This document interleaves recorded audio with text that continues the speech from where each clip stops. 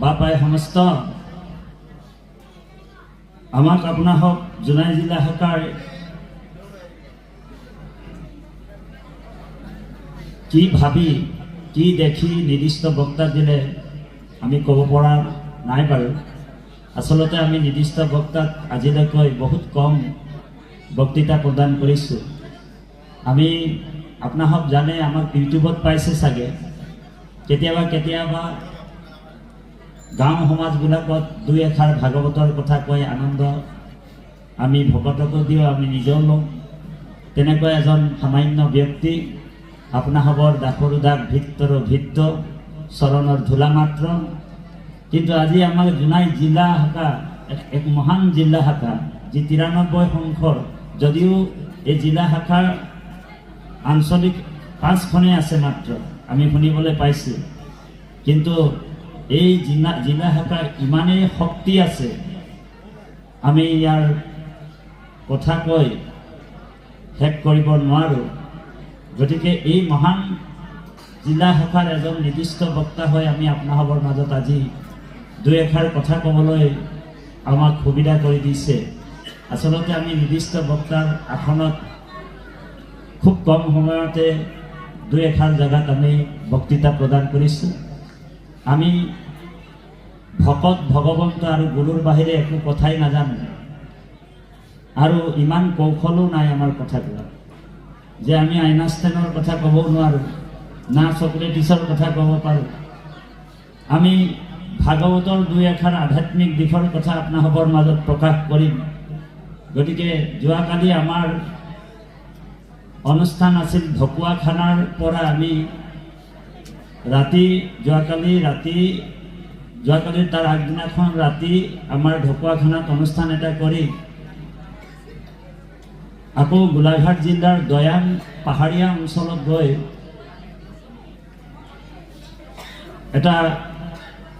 এখন প্ৰাথমিক সোণালী জয়ন্তী অনুষ্ঠান এটা নিৰ্দিষ্ট বক্তাৰ দায়িত্ব দিছিলে দুজন ব্যক্তিক। এজন হৈছে অসমৰ এজন ভাল বক্তা, যুৱ বক্তা এঞ্জেলা চাংমাই, আৰু দ্বিতীয়গৰাকী আমি অধমকে বক্তৃতা দিবলৈ নিৰ্দিষ্ট বক্তা আসনত ৰাখিছিল। ৩,৫০০ ভকত গোট খাইছিল।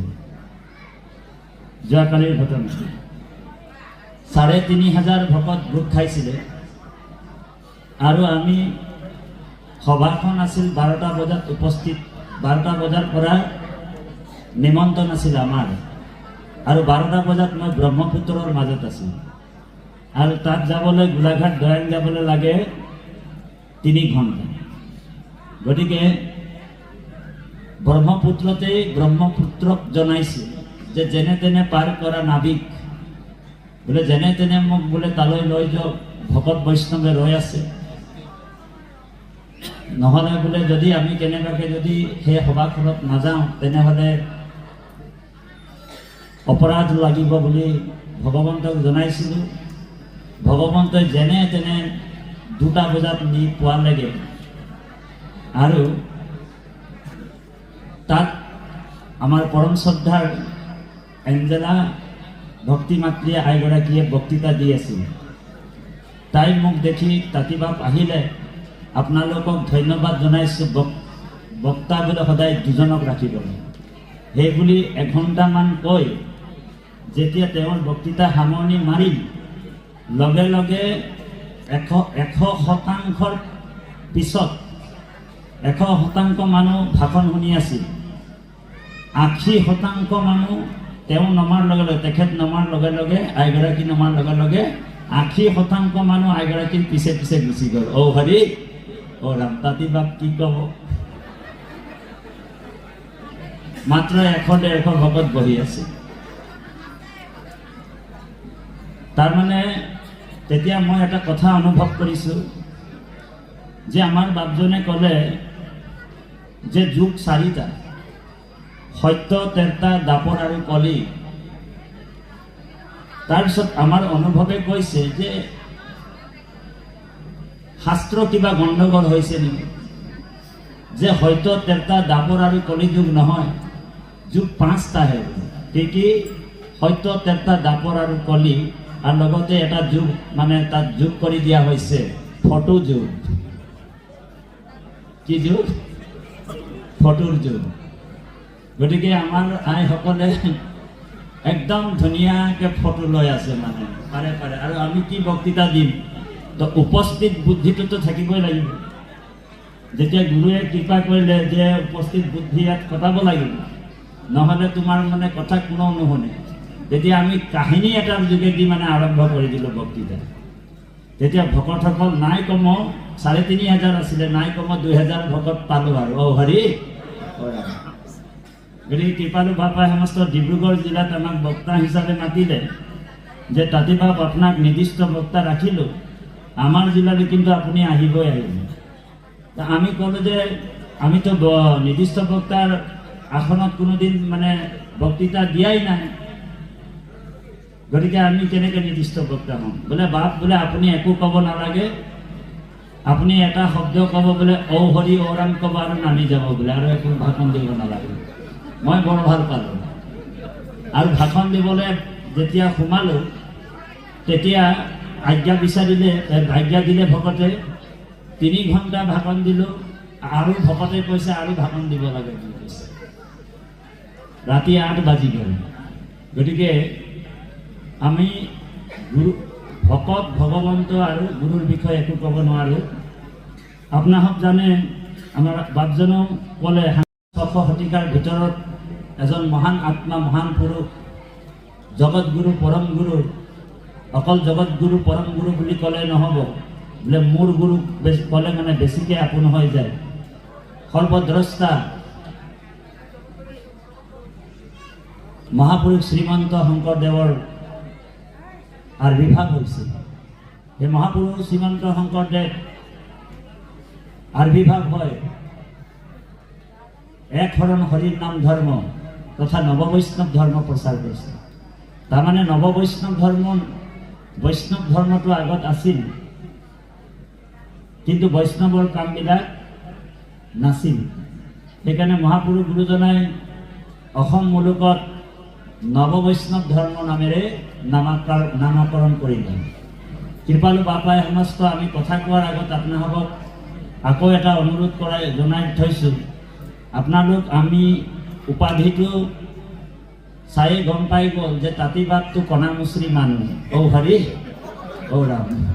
গতিকে মোৰ ইফাল ইফাল শব্দবিলাক হ'ব পাৰে, অসমীয়া শব্দবিলাক পোন হ'ব নোৱাৰে, কাৰণ মোৰ অসমীয়া শব্দবিলাক ইফাল ইফাল হৈ যায়। গতিকে আপোনালোক নিজেই পোনাই ল'ব বুলি সেৱা জনাইছোঁ। ঔ হৰি ঔ ৰাম দেই। সেই জগতগুৰু শ্ৰীমন্ত শংকৰদেৱে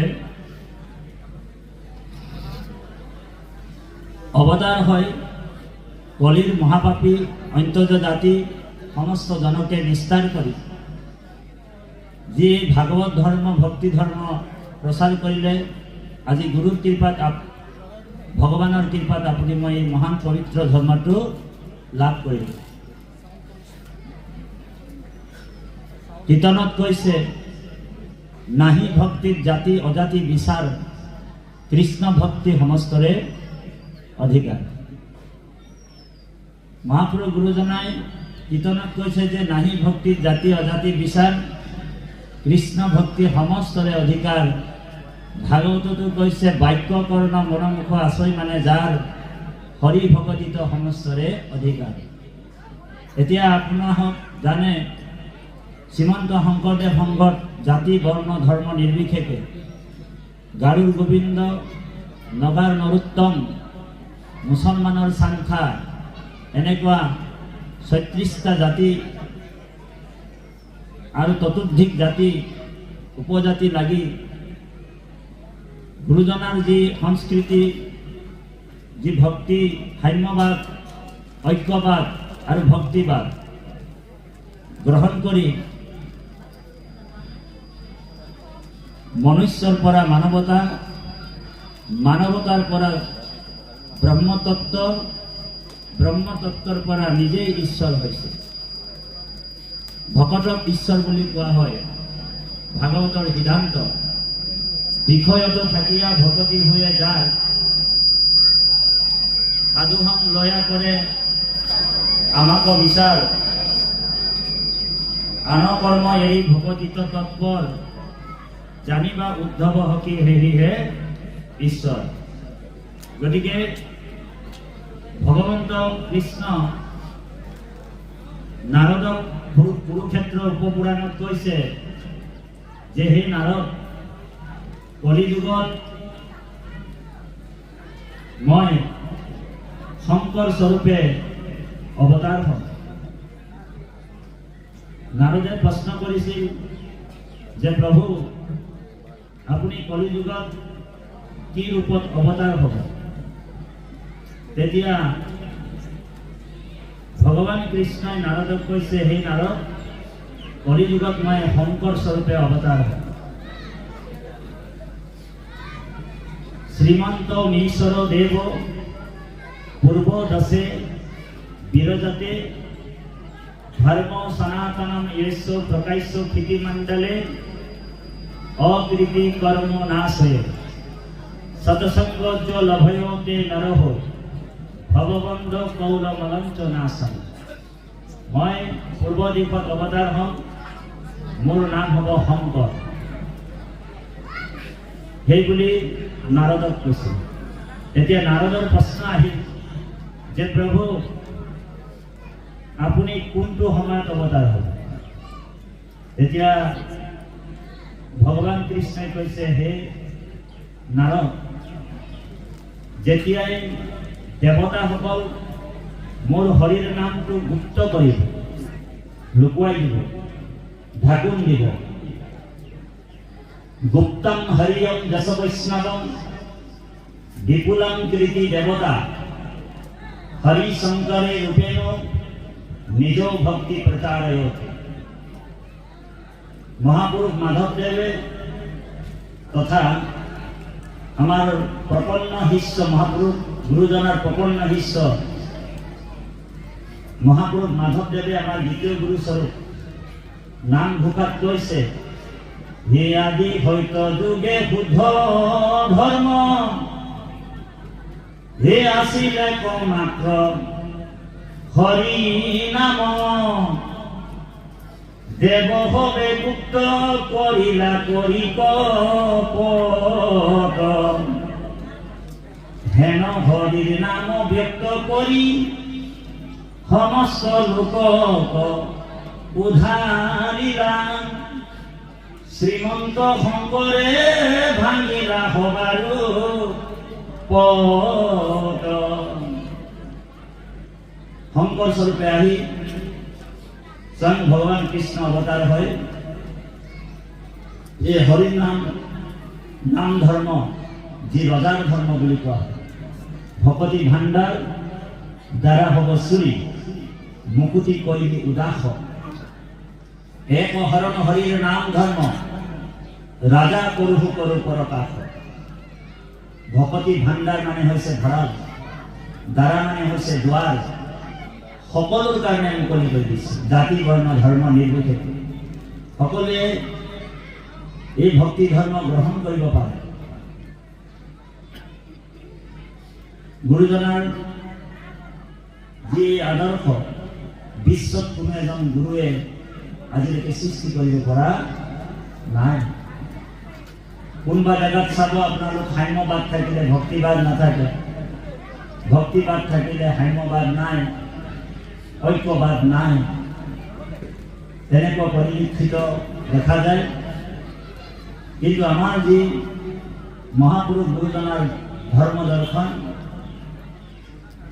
সমস্ত ভূতত হৰিময়, সমস্ত ভূততে আছুময় হৰি সবাকো মানিবা তুমি বিষ্ণু বুদ্ধি কৰি। সকলোৰ হৃদয়ত যে প্ৰভু ভগৱন্ত কৃষ্ণ আছে, এই তত্ত্বটো গুৰুজনাৰ বাহিৰে বিশ্বত অনেক গুৰু সৃষ্টি হৈছে। সেই গুৰুসকলে কিন্তু আজিলৈকে কোৱা নাই বা নাজানে। সেইকাৰণে গুৰুজনাই কীৰ্তনত লিখিছে, কুকুৰ চিগাল গদৰ বৰু আত্মৰাম জানিয়া সবাকো কৰি কৰিবা প্ৰণাম। নিচত সাধুত যাৰ ভয়লা এক জ্ঞান, যাৰ নেকি নিচ আৰু সাধু একেবাৰে ফটা চিটা কাপোৰ পিন্ধি থকা ভিক্ষাৰী এজনক যিটো সন্মান দিয়া হয়, মানে যি একেবাৰে ধুনীয়াকৈ পৰিপাটি কাপোৰ কানি পিন্ধি থকা যিটো সন্মান দিয়া হয়, একেবাৰে ফটা চিটা কাপোৰ কানি পিন্ধি থকা মানুহজনকো একেই সন্মান। তেওঁৰো হৃদয়ত ভগৱান আছে, যাৰ ভাৱনা উৎপন্ন হয়, কৃষ্ণ ভাৱনা বুলি কৈছে। এই ভাৱনা তেতিয়াহে জাগৃত হয় যেতিয়া তেওঁ ভকত হয়। আৰু ভকত হ'বলৈ হ'লে প্ৰথমে এখন বিশ্ববিদ্যালয়ত নাম লগাব লাগে, হয়নে বাৰু? সেই বিশ্ববিদ্যালয়খন হৈছে সাধুৰ সংঘ, ভকতৰ সংঘ, হয়নে বাৰু? ভকত হ'বলৈ ভকতৰ সংঘ ল'ব লাগে। অকল বাহিৰৰ পৰা ভকত হৈ থাকিলে নহ'ব, ভিতৰৰ পৰা আমি ভকত হ'ব লাগে। এই তত্ত্বটো ভগৱান যে আমাৰ হৃদয়ত আছে, এই তত্ত্বটো এনেকুৱা তত্ত্ব, গীতাত অৰ্জুনক কৃষ্ণই কৈছে, হে অৰ্জুন, সৰ্বস্ব চাহম হৃদয় সন্নিবিষ্ট, মই সকলোৰ হৃদয়ত আছো। বোলে কম বেছি পৰিমাণে নহয়, বোলে আমাৰ বোলে যোৰহাট ডিষ্ট্ৰিক্টৰ ঢেকীয়াখোৱা নামঘৰত ভগৱানটো 100% আছে। শৰাইখন বোলে তাত দিলেহে কামত আহিব, হয়নে বাৰু? ভগৱান তাত বেছি আছে। বোলে আমাৰ বোলে যোৰহাট ডিষ্ট্ৰিক্ট নহয়, গোলাঘাট ডিষ্ট্ৰিক্টত আঠখেলীয়া নামঘৰত 100% ভগৱান আছে, তাত শৰাইখন দিলে কামত আহিব। আৰু আমাৰ এই জোনাই জিলা শাখাৰ আঞ্চলিক প্ৰাথমিক শাখাত ভগৱানটো 20% আছে, এনেকুৱা কোনো কথা নাই। গীতাত কৃষ্ণই অৰ্জুনক কৈছে, এই সকল প্ৰাণীৰ মই আত্মা অন্তৰ্যামী, শুভা শুভ ফল দাতা সাক্ষী ৰূপে স্বামী। সকল প্ৰাণীৰ মই আত্মা অন্তৰ্যামী, শুভা শুভ ফলদাতা সাক্ষী ৰূপে স্বামী। ঈশ্বৰো সৰ্বে ভূতেস্য ভূতাত্মা অৱস্থিত। সেইকাৰণে আমাৰ গুৰুজনাৰ ধৰ্ম দৰ্শনটো সকলো জীৱতে ঈশ্বৰময় ভাৱনা কৰা যি দৰ্শন, এই দৰ্শনটো আমাৰ গুৰুজনাই আমাক প্ৰদান কৰিছে। ইয়াত জাতিৰ মাত্ৰ দুজনক ৰাখিছে, জাতি মাত্ৰ দুটা। এতিয়া আমাৰ বাপজনে, উদ্বোধক বাপজনে পেগু লিখে, সভাপতি বাপজনে শইকীয়া লিখে, আমি আমাৰ বাপজনে কৈ গ'ল যে তাঁতী বুলি ক'লে, আমাক কুলি বুলিও ক'লে, হয়নে বাৰু? কিন্তু ভাগৱতে জাতি মাত্ৰ দুটা বুলি কৈছে। এই কৃষ্ণক ভজয় যিটো তাকে বোলে জাতি, কৃষ্ণৰ বিমুখ যিটো সেহিহে অজাতি। হৰিক ভজয় যিটো তাকে বোলে জাতি, হৰিৰ বিমুখ যিটো সেহিহে অজাতি। যি ভগৱানৰ ভকতি কৰিছে, কৃষ্ণৰ ভকতি কৰিছে। যি ভগৱান কৃষ্ণৰ ভকতি কৰা নাই, তাক অজাতি বুলি কৈছে। আৰু জেনেৰেল ভাষাত তাক বৈজাতি বুলি ক'লেও ভুল নহয়। ও হৰি, সাধাৰণ ভাষাত তাক বৈজাতি বুলি ক'লেও ভুল নহয় বুলি কৈছে। এতিয়া আপুনি মই সকলোৱে ইয়াত জাতিত পৰিছে, কাৰণ আমি ভগৱন্তৰ ভকতি কৰিছোঁ। যোনে গভীৰভাৱে অধ্যয়ন কৰে কীৰ্তন দশম ঘোষা ৰত্নাৱলী, সেইসকলে ভগৱন্তৰ ভক্তি কৰি যি সুপ্ৰিম সোল, যি সুপ্ৰিম সোল বুলি কৈছে, যি পৰমাত্মা, স্মিত ইদম এতস্যতিদম, যি সকলো জগতক পৰিচালনা কৰিছে, সেইজন পৰমাত্মাক যি জানিলে, গীতাত কৈছে কৃষ্ণই যি মোক জানিলে, কৃষ্ণক জানিলে আৰু তাৰ জানিবলৈ বাকী নাই, নাথাকে।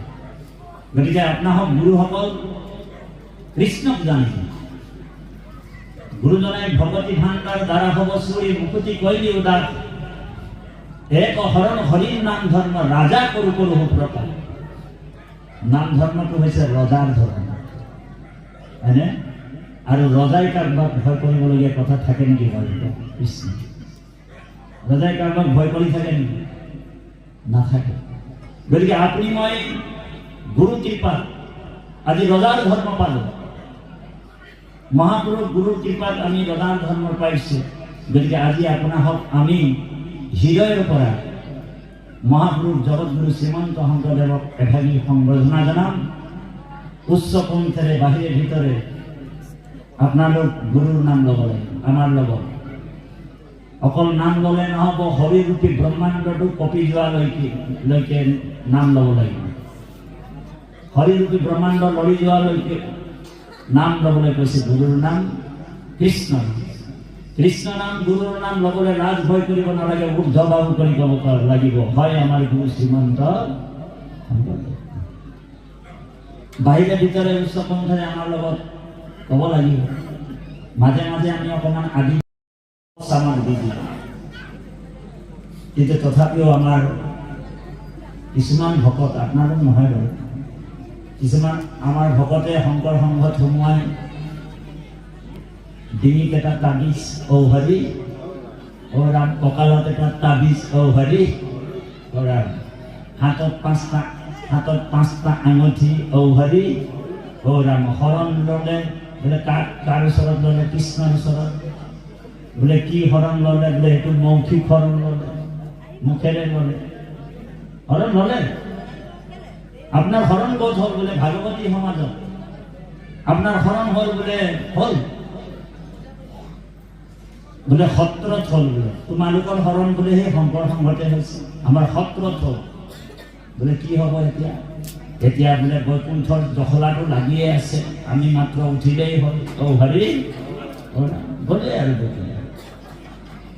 মৌখিক শৰণ আৰু এইফালে আমাৰ আঙঠিবিলাক ঔ হৰি আঙঠি আছে ইয়াত এটা আঙঠি বোলে এইটো প্ৰবাল ধাতু এইটো আঙঠি বোলে এইটো শনি গ্ৰহৰ আঙঠি এইটো আঙঠি মঙ্গল গ্ৰহৰ আঙঠি এইটো বোলে গণৰ খৰ্গ বোলে গণৰ খৰ্গটো তুমি ক'ত পালা বোলে কাজিৰঙাত চোৰাংচোৱাই গণটোক বোলে গুলি মাৰি মাৰ্ডাৰ কৰি দিলে আৰু খৰ্গটো কাটি লৈ আনিলে মই কণ্ট্ৰেক্টাৰ মানুহ 25,000 টকাত বোলে খৰ্গটো পালোঁ আৰু বোলে অকণমান খৰ্গ ৰূপৰ আঙঠিটিত ভৰাই পিন্ধি ল'লোঁ পিন্ধাৰ পিছত বোলে কি হ'ব বোলে মোক মৃত্যুৱে বোলে টাচ কৰিব নোৱাৰিব মই অভয় পাই যাম আৰু এই জধা মূৰ্খ যদি অকণমান খৰ্গ পিন্ধি তই মৃত্যুক জয় কৰিব পাৰিবি তেনেহ'লে কাজিৰঙাৰ গণটোৰ ওচৰত গোটাগুটি খৰ্গটোৱে আছিল তাকেই দেখোন গুলি মাৰি মাৰ্ডাৰ কৰি দিলে সিয়ে বাচিব নোৱাৰিলে ঔ হৰি তো ৰাখে হৰি মাৰে কোন মাৰে হৰি ৰাখে কোন হৰিয়ে নাৰাখিলে আপোনালোকে জৰিয়ে ৰাখিব নোৱাৰে সেইকাৰণে ভগৱান কৃষ্ণ অৰ্জুনক কৈছে সৰ্বধৰ্মান পৰিত্যজ্য মামেকম শৰণম ব্ৰজ অহম তম সৰ্ব পাপৈভ্যো মোক্ষায়াস্মি মাম সুতম সর্বধর্মানি পরিত্যাজ্য মামেকম কেবল মুখ প্রেম করা মোর ভক্তি করা মামেকম কেবল মুখ বোলে মোর বাহিরে যদি তোমার অ্যাটাচমেন্ট যদি আইগৰাকীৰ প্ৰতি বেছি সোমাই আছে নাতিটোৰ প্ৰতি যদি তুমি মোহত আছা মমতাত পৰি গলা তেনেহ'লে মই তোমাক উদ্ধাৰো কৰিব নোৱাৰো নিস্তাৰো কৰিব নোৱাৰো গতিকে সকলো তুমি ত্যাগ কৰি কেৱল মোৰ ওচৰত সম্পূৰ্ণৰূপে চাইলেণ্ডাৰ হৈ গ'ল অৰ্পণ সেইকাৰণে আমাৰ শৰণ ল'বৰ সময়ত দেহা অৰ্পণ কায় অৰ্পণ বাক্য অৰ্পণ মন অৰ্পণ মনটো আমি কৃষ্ণক অৰ্পণ কৰিব লাগিব দেহাটো আমি কৃষ্ণক অৰ্পণ কৰিব লাগিব আমি শৰণ লৈছোঁ কেৱল মৌখিক শৰণ আমি শৰণ লৈছোঁ মুখেৰে ল'লোঁ কিন্তু আমাৰ মনটো আমাৰ দেহটো আমাৰ নিজৰ বুলি ভাবি আছে হয়নে বাৰু অকল মোৰকে আমি জীৱনটো পাৰ কৰি আছোঁ বোলে মোৰ ধন, মোৰ মাটি, মোৰ বাৰী, মোৰ ল'ৰা, মোৰ ছোৱালী। আমাৰ আদিবাসী ভাষাত কৈছে বোলে মোৰ ধন, মোৰ টাকা, মোৰ মাটি, মোৰ বাৰী, অকল মৰকে আছে। তেতিয়া ভগৱানো ভাবে এই মানুহটাতো বলে অকল মৰকে আছে, ইয়াকে বলে জলদি করে মরাই দিয়াটাই ভাল। যদি মরকে থাকে, মর তবে হলে তো সোনকালে মর, তাক সোনকালে মরাই দিয়ে বলে 60 আর 70-তে ও হরি হরদাম 60 আর 70 বছরতে তাক মরাই দিয়ে। আর যি সকল ভগবন্তকে অর্পণ করে, হে প্রভু মোর একো নাই, মোর দেহাটো মোর নহয়, মোর মনটো মোর নহয়, মোর বাক্যটো মোর নহয়, সকলো তোমার। যতেক সুকৃতি মানে কৃষ্ণ দিব, যিমান যি পাইছে ধন ধন পুত্ৰ পৰিবাৰ সমস্তে অসাৰ বুলি কৈছে ভাগৱত দৰ্শন। তাঁতি বাপে আহি কিনি বহুত ভাল ভাল কথা কব বুলি ভাবিছিলে, আপোনালোকে বহুত কথা তাঁতি বাপৰ পৰা শিকিম বুলি ভাবিছিলে, হয়নে বাৰু? গতিকে আমি ইমান কথা ক'ব পৰা আমাৰ হেৰি নাই বাৰু। আমি ভাগৱতৰ কথা দুই এষাৰ আপোনালোকৰ মাজত প্ৰকাশ কৰি আছো। ভক্ত প্ৰহ্লাদে দৈত্য শিশুসকল কৈছে দুৰ্লভম মনুষ্যম দেহা। এই মানুহৰ জন্মটো বহুত দুৰ্লভ। আমাৰ বাপজনে কৈ গ'ল 84 লক্ষ যোনি অতিক্ৰম কৰাৰ পিছত যেতিয়া জীৱই ভাগৰি যায়, তেতিয়া কৃষ্ণই কৃপা কৰি মানৱীয় তনটো দি দিয়ে। এইটো গোল্ডেন চান্স দি দিলে। মানুহৰ জন্মটো এইটো পাইছো যে আমি, এইটো গোল্ডেন চান্স। এখানে মহাপুরুষ মাধবদেবে ঘোকাত লিখিছে, ও ভারত রত্নর দীপ হে মনুষ্য হরির নৌকা, রাম নাম মহারত্ন হার, হেন অবা নিজ পায় যিটো জীবনত হইলা, বলে তাত পরে দুঃখী অর নাই। তার নিচিনা আত্মঘাতী নাই। আত্মঘাতী মানে কি? আমি আত্মঘাতী কোনজনক বুলি ভাবো? যিজনে নেকি ডিঙিটোত ৰছীডাল মেৰিয়াই, হয়নে, গছত ওলমি গ'ল, সেইজন আত্মঘাতী। শব্দটো ছুচাইড বুলি ক'লে বেছি ভাল বুজায়, হয়নে বাৰু? সেইজনক ছুচাইড হ'ল বুলি কওঁ, কিন্তু সেইজন ছুচাইড নহয়। যি মনুষ্য জন্ম পায় ভাৰতবৰ্ষত যদি কৃষ্ণৰ ভকতি নকৰে, হৰিৰ ভক্তি নকৰে, সেইজন নিচিনা আত্মঘাতী নাই বুলি কৈছে। জীৱ যদি 5 দিন বিষ্ণু ভক্ত নৰ, তথাপি তাৰে হে জানা জীৱন সফল। আপোনালোকৰ জীৱন সফল হৈ গ'ল। অনলি 5 days যদি কোনোবা যদি জীয়াই থাকি কৃষ্ণৰ ভক্তি কৰিছে, তাৰ 6 নম্বৰ দিনটো যদি কেনেবাকৈ তাৰ প্ৰাণ গুচি যায়, তথাপিও তেওঁৰ কল্যাণ হ'ব বুলি ভাগৱতে কৈছে। জীৱ যদি 5 দিন বিষ্ণু ভক্ত নৰ, তথাপি তাৰে হে জানা জীৱন সফল। পৰম দুৰ্মতি যিটো ভক্তিহীন নৰ, জীৱ যদি বহুকাল সহস্ৰ বছৰ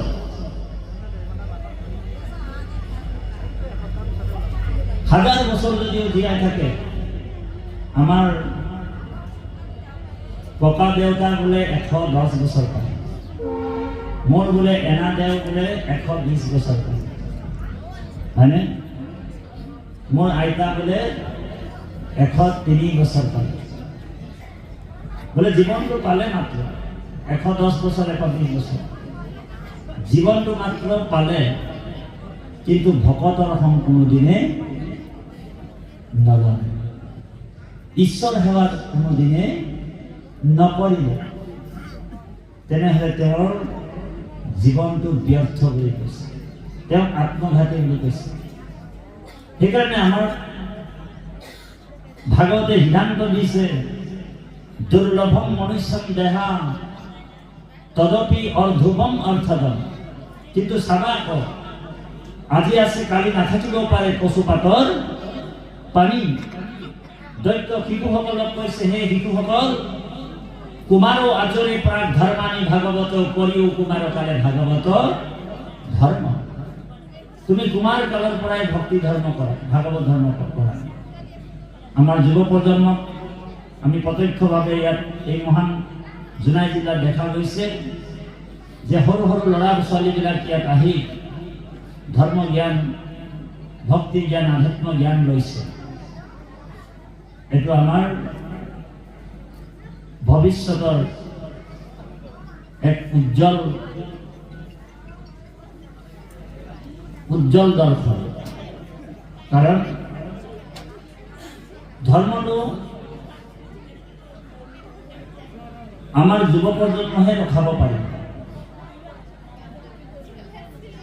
আমি অসমৰ বিভিন্ন জিলাত যাওঁ, বহুত জাগাত ঘূৰিছোঁ, বহুত নামঘৰবিলাকত দেখা যায়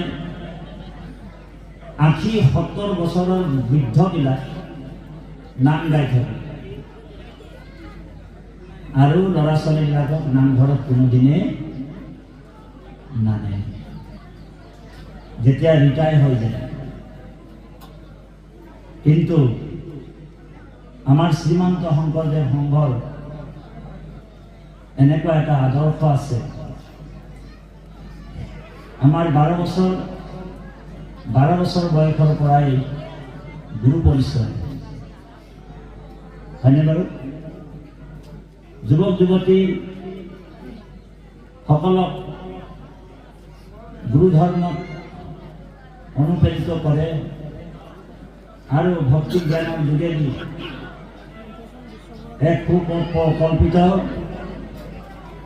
আৰু শৃংখলাবদ্ধ জীৱন জীয়াই থাকিবলৈ শিক্ষা দিয়ে। সেইকাৰণে আমাৰ শ্ৰীমন্ত শংকৰদেৱ সংঘৰ আদৰ্শটো চাই বহুত সমাজে সেই আদৰ্শৰে আদৰ্শিত হ'ব বিচাৰে, কিন্তু সংঘলৈ নাহে। আকৌ হৰি সংঘলৈ নাহে। সংঘত আহি যোৱাৰ লগে লগে বহুতখিনি বাদ হৈ যায়, হয়নে বাৰু? গাহৰি মাংসৰ লগে হৰি এইটো খাই থকা হয়, সেইকাৰণে বাধা হৈ যায়।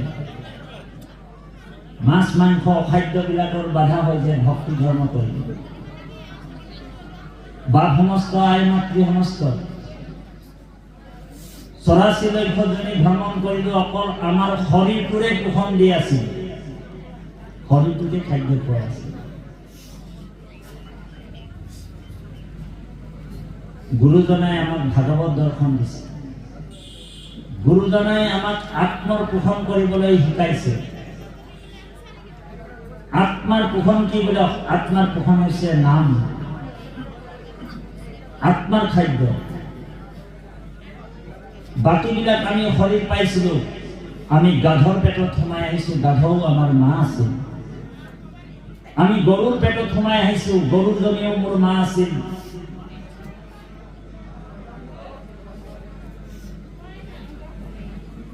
আমি জেঠীৰ পেটত সোমাই আহিছোঁ, জেঠীজনীও মোৰ মা আছিল, হয়নে? এতিয়া কৃষ্ণই কৃপা কৰি আমাক মানুহৰ পেটত সোমাই দিলে, মানুহজনী মোৰ মা। 9 মাহ 10 দিন, 10 মাহ 10 দিন আমাক আমাৰ মাতৃয়ে গৰ্ভত ৰাখিছিল। পৰমাত্মা ভগৱন্তই ওপৰ ফালে ভৰি দুটা কৰি তলটো মূৰ ফালে কৰি আছিল। ওপৰ ফালে ভৰি, তল ফালে মূৰ। মলমূত্ৰ থানাই পিটিকাই আছিল। এতিয়াহে আমি মলমূত্ৰৰ গোন্ধ পালে C C C C C, প্ৰসাদৰ গোন্ধ পালে, লেতেৰাৰ গোন্ধ পালে চি চি চু চু কৰি কাপোৰ মূৰত মুখত আহি যায়, হয়নে? নাকত আহি যায়। 9 মাহ 10 দিন গৰ্ভত যেতিয়া আপুনি মই আছিলোঁ, এনি টাইম মলমূত্ৰৰ গোন্ধ পাই আছিলোঁ। তেতিয়া কোনো কাপোৰৰ ব্যৱস্থা আছিল নেকি?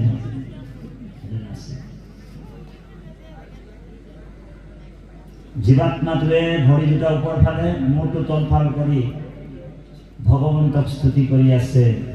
আপোনালোক আমি সদায় স্তুতি কৰোঁ। সকলোৱে গাব, যাদৱ যদু নন্দন মাধৱ মধুসূদন, যে তুমি নিত্য নিৰঞ্জন নাৰায়ণ, তোমাক লৈ ধৰা। ইবাৰ কৰুণাময় হৰি কমলাপতি মোৰে নসাৰিবা নাৰায়ণ অৰুণ চৰণ তলে হৰি কমলাপতি সত্যে সত্যে পক্ষীৰ শৰণ। জীৱাত্মাটোৱে প্ৰভু ভগৱন্তক প্ৰাৰ্থনা কৰিছে, স্তুতি কৰিছে। যাদৱ যদুনন্দন মাধৱ মধুসূদন তুমি নিত্য নিৰঞ্জন তোমাক লৈলো হৰণ। ইবাৰ কৰুণাময় হৰি কমলাপতি, এইবাৰ কিন্তু মোকে নাই ছাড়বি প্ৰভু। বুঝি পাইছেনে কথাটো? তাৰমানে 84 লক্ষ দুনি ভ্ৰমণ কৰি আহিলো, ক'ত সোমাই দিলে এইবাৰ? মানুহৰ পেটত। আইসকলে ভাবিছে আমিতো গৰ্ভৱতী হৈছিলো, আমিহে বোলে শিশুসকলক জন্ম দিছো। আপোনালোকেও গৰ্ভৰ পৰাই অহা। ও হৰি এনিটাইম মলমূত্ৰৰ গোন্ধ। এই ছালটো যিটো দেখিছে, এই ছালটো 5 মাহত সৃষ্টি হয়। গৰ্ভৱতী মহিলাক অকণমান টেঙা খাবলৈ মন যায় বেছি, অকণমান জ্বলা খাবলৈ মন যায় বেছি। মাকে নাজানে শিশুটোৰ অৱস্থা কি হৈ আছে। আপোনালোক দোকানবিলাকত জানে ব্ৰইলাৰ বিক্ৰী কৰে না, চৰিয়া এটা তেনেকুৱা ওলাই থয়, ছালটো চেলিয়াই দিলি। ঠিক শিশুটোৰ অৱস্থাটো গৰ্ভত তেনেকৈ থাকে। মাকে টেঙা খাই দিয়ে, জ্বলা খাই দিয়ে, ডাইৰেক্ট টাচ হৈ যায়। অকণমান কটা ঘৰত যদি নিমখ দি দিয়া হয় কি অৱস্থা হয় আপোনাৰ আমাৰ। জীৱাত্মাটো চটপটাই যায় ভিতৰত, কেতিয়াবা কেতিয়াবা মূৰ্ছা যায়। সেইকাৰণে গৰম বেজি দিবলৈ লৈ যায় ডক্টৰৰ ওচৰত। ও হৰি আৰু মূৰ্ছাৰ পৰা যেতিয়া জীৱাত্মাটোৱে উঠে, শিশুটো যেতিয়া উঠে, গৰ্ভতেই প্ৰতিজ্ঞা কৰে, মা মই গৰ্ভত থাকোঁতে তুমি বহুত টেঙা জ্বলা দিলা, মোক বহুত খোৱালা। ৰবা মা, মই ভূমিষ্ঠ হ'বলৈ দিয়া, তোমাকো মই বহুত টেঙা জ্বলা দিম। ও হৰি। সেইকাৰণে আমাৰ ল'ৰা ছোৱালীবিলাক আমাৰ কথা শুনা নাই। সেইকাৰণে সাৱধান হ'ব আই মাতৃ সংস্কাৰ। আই মাতৃ সংস্কাৰ ত্যাগটো বহুত বেছি। জীয়াৰীৰ পৰা গৃহিণীৰ পৰা এগৰাকী মাতৃ হ'ব, ইমান ত্যাগ। তথাপিও কাকো দুখ বেদনাবিলাক আনক নকৰে, হয়নে বাৰু? কিন্তু এটা ভাষাত কয় যে আইসকলক সদায় লাও পাতৰ কি লাও বোলে সদায় বোলে পাতৰ তলত, সেই বুলি ভাবি ৰাখিছে। আমি বহুত সমাজত তেনেকৈ গৈছোঁ, আইসকলক কীৰ্তন ঘোষা ভক্তিমূলক শাস্ত্ৰবিলাক অধ্যয়ন কৰিব নিদিয়ে, গুৰু আসনত সোমাবই নিদিয়ে। শ্ৰীমন্ত শংকৰদেৱ সংঘ এনেকুৱা এটা সমাজ, স্ত্ৰী ক্ষুদ্ৰ অন্তৰ্জাতিক সমস্তকে ভগৱন্তৰ লগত ভক্তি কৰিবলৈ যোগ হ'বৰ কাৰণে এটা মহান সুবিধা কৰি দিছে। বেলেগ সমাজবিলাকত এইটো ব্যৱস্থা নাই, গোলাম কৰি ৰাখিছে। গতিকে সেই জীৱাত্মাটোৱে যেতিয়া ভগৱন্তক স্তুতি কৰে, ইবাৰ কৰুণাময় হৰি কমলাপতি মোৰে নসাৰিবা নাই, তেতিয়া ভগৱানে কৈছে ঠিক আছে, মই তোমাক এই গৰ্ভৰ পৰা মুক্ত কৰিম, তুমি মোৰ ভকতি কৰিবানে?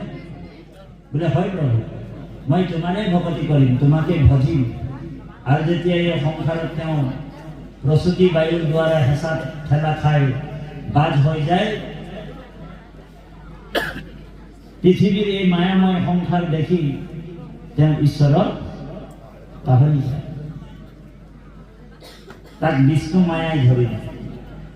কিন্তু ভকতৰ সং যেতিয়া হয়,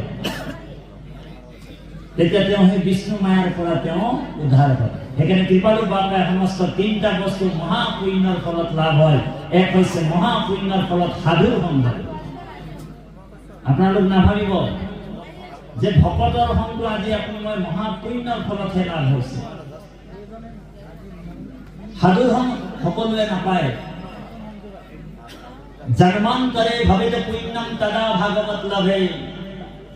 ভকত আৰু ভাগৱত লাভ কৰিবলৈ হ'লে জন্মান্তৰ পুণ্য লাগিব। শত কোটি জনমৰ মহাপাপ ছয়, যিটো মনুষ্যৰ নিৰন্তৰে ভৈলাক্ষয়। হিহিজন কৃষ্ণ কথা শুনিবাক পাৰে, পাপীৰ কাণত কথা হুচি হেন তাৰে বুলি কৈছে। পাপীয়ে ভগৱানৰ কথা শুনিব নোৱাৰে। সেইকাৰণে কিছে যিটো মহা হৰি, তাহাৰ জিভাত নাম আহে হৰ হৰি। জন্মে জন্মে আৰাধিছে যিটো মহাহৰি, তাহাৰ জিভাত নাম আহে হৰ হৰি। ৰাম নাম কৃষ্ণ নাম সকলোৱে ক'ব নোৱাৰে। ৰাম নাম কৃষ্ণ নাম কোনে ক'ব পাৰিব? বোলে জন্মে জন্মে আৰাধিছে যিটো মহাহৰি, তাহাৰ জিভাত নাম আহে হৰ হৰি। ৰাম নাম কৃষ্ণ নাম কোনে ক'ব নোৱাৰে? বোলে জন্মে জন্মে কৰি আছে পাপৰ পৰ্বত, আজুদন্তে নাহে নাম তাহাৰ জিভাত। গতিকে আমাৰ মহাপুৰুষ দুজনা গুৰুৱে আমাক চৈতন্য হয়। আজি কীৰ্তন দশম ঘোষা এই পৃথিৱীত যেতিয়ালৈকে থাকিব, মহাপুৰুষ গুৰুজনা শ্ৰীমন্ত শংকৰদেৱ গুৰুজনাক আমি সাক্ষাৎ দৰ্শন পাই থাকিম। এখানে শ্ৰীমন্ত শংকৰদেৱ সংঘই গুৰুজনাৰ মৃত্যু তিথিটো নাপাতে। কিয় নাপাতে? কাৰণ গুৰু আমাৰ অমৰ, গুৰু আজিও আছে, হয়নে বাৰু? কাৰণ কীৰ্তন দশম ঘোষা ৰত্নাৱলী এতিয়াও আছে।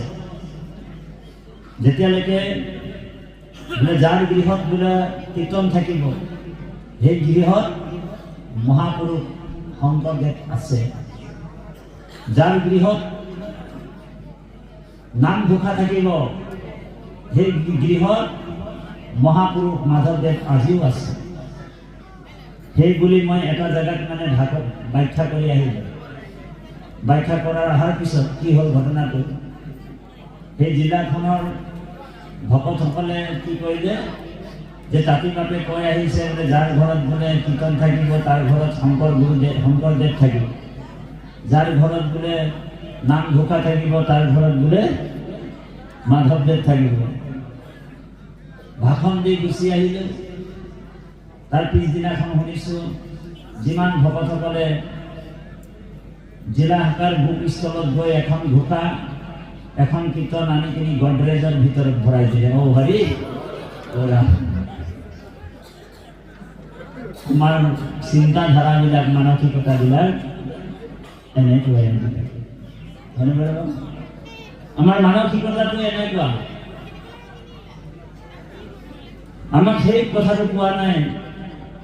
কীৰ্তন দশম ঘোষা ৰত্নাৱলী গুৰু গৃহ,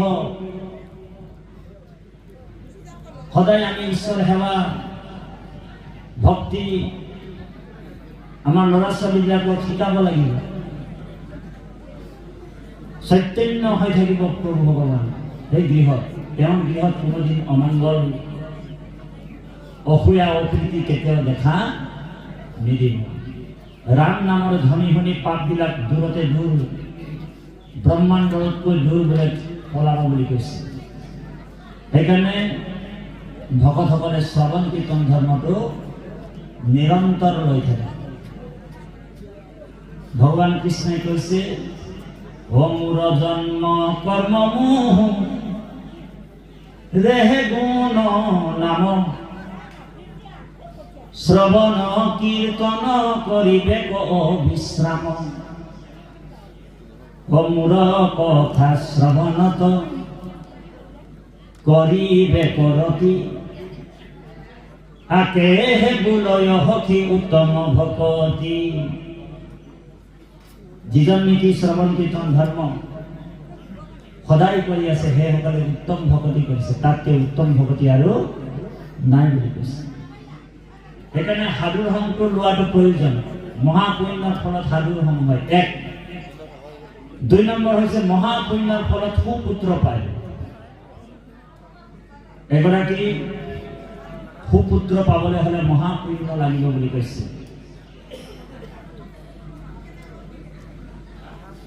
যাৰ বংশত যাৰ কুলত যদি বৈষ্ণৱ পুত্ৰৰ সৃষ্টি হয়, এজন যদি বৈষ্ণৱ পুত্ৰ আমি সৃষ্টি কৰিব পাৰো, এজন ভকতৰ সৃষ্টি কৰিব পাৰো, তেনেহলে সেই বংশটোৰ 21 পুৰুষ উদ্ধাৰ হ'ব বুলি নিৰসিংহ ভগৱানে ভক্ত প্ৰহ্লাদক কৈছে, হে প্ৰহ্লাদ, তোমাৰ ভক্তিত মই তুষ্ট হৈ আজি মই নতুন সংবিধান এখন বনাম বুলি কৈছে। ভক্ত প্ৰহ্লাদে কৈছে, প্ৰভু আপুনি মোৰ কাৰণে কি সংবিধান বনাব? বোলে হয়, বোলে মই তোমাৰ কাৰণে এটা নতুন সংবিধান বনাম। আগত এনেকুৱা সংবিধান নাছিল বোলে পিতেকে ভকতি কৰিলে পুত্ৰ নিস্তাৰ হৈ উদ্ধাৰ হয়, বৈকুণ্ঠলৈ যায়, আৰু পিতৃয়ে ভকতি কৰিলে পুত্ৰ নিস্তাৰ হোৱা, উদ্ধাৰ হোৱা বা বৈকুণ্ঠলৈ যোৱা, স্বৰ্গ যোৱাৰ সংবিধান আগত নাছিল। ভক্ত প্ৰহ্লাদৰ কাৰণে ভগৱন্ত নৃসিংহই নতুন সংবিধান বনালে, হয়নে বাৰু? যে তই হেন বৈষ্ণৱ পুত্ৰ ভৈলি যাৰ 21 পুৰুষ তুমি কৰিলা উদ্ধাৰ। আমাৰ মহামান্য এজন প্ৰচাৰক, সুপ্ৰচাৰক, তেখেতে এটা শব্দ কৈ গ'ল, যদি আমাৰ কেনেবাকৈ অবৈষ্ণৱ পুত্ৰ জন্ম হয়, আমাৰ বদন বৰা বাপ, আমাৰ মাৰ্গদৰ্শনকাৰী বদন বৰা বাপে এটা কথা ক'লে যে আমাৰ ল'ৰা ছোৱালীবিলাক যদি অবৈষ্ণৱ হয় কেনেবাকৈ, ধ্যান দি শুনিব, বৰ গুৰুত্বপূৰ্ণ কথা। অবৈষ্ণৱ পুত্ৰ যদি উপজে বংশত, কেনেবাকৈ যদি পিতৃয়ে স্বৰ্গটো আছিলে টনা আজোৰা কৰি সেই স্বৰ্গৰ পিতৃক স্বৰ্গহন্তে পিতৃক পেলাব নৰকত, স্বৰ্গৰ পৰা পিতৃক সহায় লৈ আনিব। গতিকে ভক্ত প্ৰহ্লাদক কৈছে যে তই হেন বৈষ্ণৱ পুত্ৰ ভলি যাৰ 21 পুৰুষ তুমি কৰিলা উদ্ধাৰ, ভৱিষ্যতৰ 14 পুৰুষ, বৰ্তমানৰ 7 পুৰুষ, নতুন সংবিধান।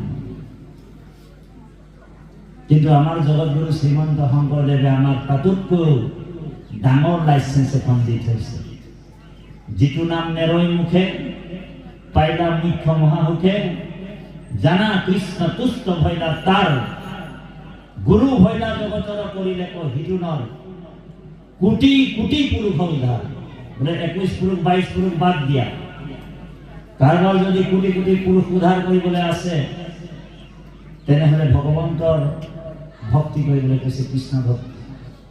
মহাপুৰুষ শংকৰদেৱও ঘোষাত কৈছে, দেৱৰ ঈশ্বৰ হৰি তাংক মহাযত্ন কৰি লৈও এক হৰণ সাক্ষাৎ, যাৰ ইচ্ছা মুখ্য পাইবে নলাগে দূৰক যাইবে আশা হৰি হবাৰো হিয়াত। আমাৰ গুৰুজনাই তীৰ্থ ভ্ৰমণ কৰিছিলে, আজি কুম্ভ মেলা পাতিছে, বিশ্বৰ অনেক প্ৰান্তৰ পৰা কুম্ভ মেলাত স্নান কৰিব আহিছিলে, প্ৰয়াগৰাজ, হয়নে বাৰু? প্ৰয়াগৰাজত যদি আপুনি স্নান কৰে তেনেহলে আপোনাৰ সকলো পাপ নাইকিয়া হ'ব বুলি কৈছে। বোলে কলিযুগত তীৰ্থ সকলো তীৰ্থক অপবিত্ৰ বুলি কোৱা হৈছে। গুৰুজনাই তীৰ্থ ভ্ৰমণ কিয় কৰিছিল? যে কলিযুগত পাপীবিলাকে স্নান কৰি কৰি যিমান তীৰ্থবিলাক অপবিত্ৰ হৈ গ'ল, এতিয়া আমাৰ মানুহবিলাক, আমাৰ শংকৰ সংঘৰ মানুহবিলাকো খুব তীৰ্থ ভ্ৰমণ যায়। হৰি পদ্ম পুৰাণত কৈছে বোলে ইদম তীৰ্থম ভ্ৰমন্তি তামসা জনা, আত্মং তীৰ্থম ন জানন্তে কথম মুখ্য বৰাননা। ইদম তীৰ্থম ভ্ৰমন্তি তামসা জনা, আত্মং তীৰ্থম ন জানন্তে কথম মুখ্য বৰাননা। আত্মাতে যে ভগৱন্ত আছে, দেৱৰ ঈশ্বৰ হৰি তাংক মহাযত্ন কৰি লৈও এক হৰণ সাক্ষাৎ, যাৰ ইচ্ছা মুখ্য পাইবে নলাগে দূৰক যাইবে আশা হৰি হবাৰো হিয়াত। ना मंदिर में, ना मस्जिद में, ना सड़क में, ना गुफा में, मैं तो तेरी पास हूं, मैं तो तुम लगते আছে ভগবান। সেইকাৰণে যিসকল ভকত ভগৱন্তক বিচাৰি আৰু বাহিৰলৈ নাযায়, না যাওঁ কাশী, না যাওঁ বৃন্দাবন, जहां बिछालू आसन वही मेरी अविनाशी। अविनाशी আমি সেই যি স্থানত বহি প্ৰভু ভগৱন্তক আমি প্ৰাৰ্থনা কৰো, স্তুতি কৰো, সেই স্থানতে আমি ভগৱন্তক লাভ কৰিব পাৰো। গতিকে কৃপালু বাপাই সমস্ত আমি এটা কাহিনী কম আপোনালোকৰ মাজত। কোনোবা যদি অনিচ্ছাকৃত ভাৱেও যদি ভাগৱতলৈ আহে, অনিচ্ছাকৃত ভাৱেও যদি এই সাধুৰ সং লয়, আপোনাৰ হওক মহামহন্তৰ সং লয়, তেওঁৰ বোলে কিমান লাভ হয়, ইয়াৰ ওপৰতে এটা কাহিনী কম।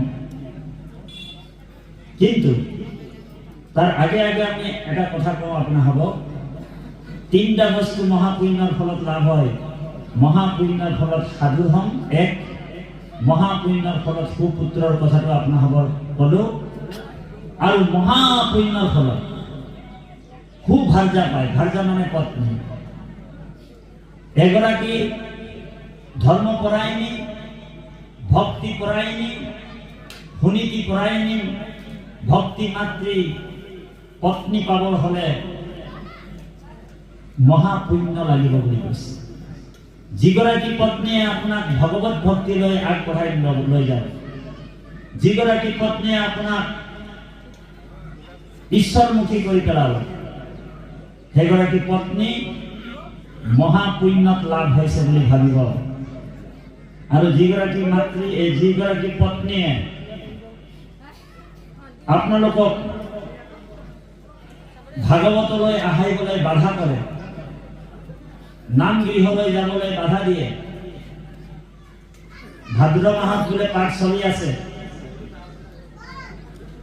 আইগৰাকীয়ে কৈছে, আমি আদিবাসী ভাষাটো কৈছো, বোলে তুই বোলে আজিও গেলি ভাগৱতে, তুই বোলে কালিও গেলি ভাগৱতে, তুই যদি সব দিন ভাগৱতে যাই থাকি তো ঘৰেৰ বাজাৰটা কে কৰবে? ও হৰি। এনেকুৱা এগৰাকী যদি পত্নী পাই গ'ল কেনেবাকে, তেনেহলে আপোনাৰ ও হৰি।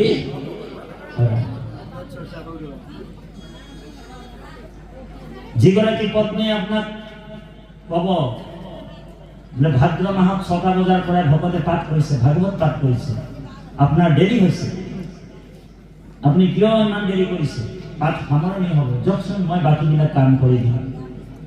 এনেকুৱা যদি কেনেবাকে আপোনাৰ আইগৰাকী কৈছে, তেনেহলে গম পাব আপুনি সেইগৰাকী পত্নী মহাপুণ্যৰ ফলত লাভ হৈছে। ও হৰি। বুজি পাইছেনে? আজিকালি আকৌ আমাৰ আইসকলক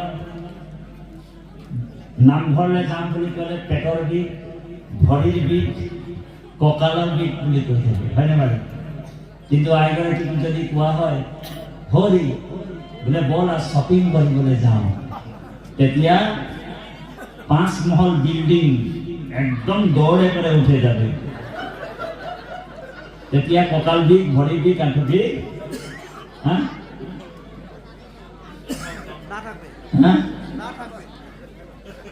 গতিকে কৃপালু বাপা হেমস্ত এক হৰণ হৰিনাম ধৰ্মটো আমাৰ গুৰুজনাই দিলে। এই এক হৰণ হৰিনাম ধৰ্মটো বিশ্বৰ কোনো গুৰুৱে কিন্তু মুকলিভাৱে গীতাৰ মহান তত্ত্বটো মুকলিভাৱে প্ৰকাশ নকৰিলে।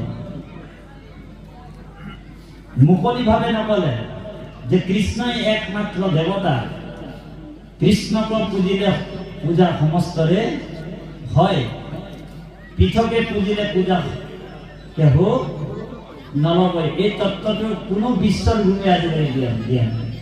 গীতাৰ যি ৫,০০০ বছৰৰ আগত অৰ্জুনক কুৰুক্ষেত্ৰ